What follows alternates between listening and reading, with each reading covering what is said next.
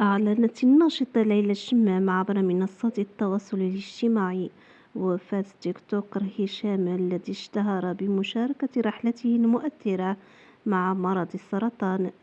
هشام هو زوج خديجة الصديقي التي كانت له سندا طيلة محنته، وقد نالت ثنائي دعما كبيرا من المجتمع المغربي وجلالة الملك محمد السادس، الذي تكلف بتكاليف علاج هشام في وقت سابق.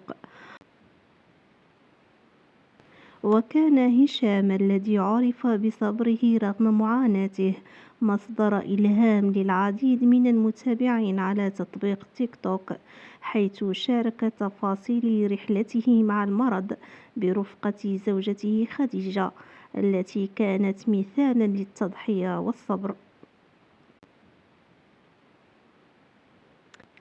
القصة كانت حظيت بتفاعل واسع، بدأت عندما لفتت خديجة أنظار الجمهور المغربي إلى معاناة هشام مع المرض، مما دفع جلالة الملك إلى التدخل وتقديم الدعم لعلاجه، في خطوة أثارت الإشادة من مختلف فئات المجتمع.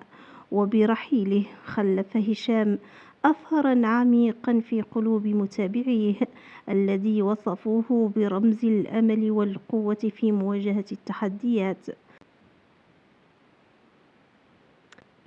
وانهالت التعازي والمواساة لزوجته وعائلتها عبر وسائل التواصل الاجتماعي، معبرين عن حزنهم لفقدانه وداعين له بالرحمة والمغفرة. رحم الله هشام، وإنا لله وإنا إليه راجعون.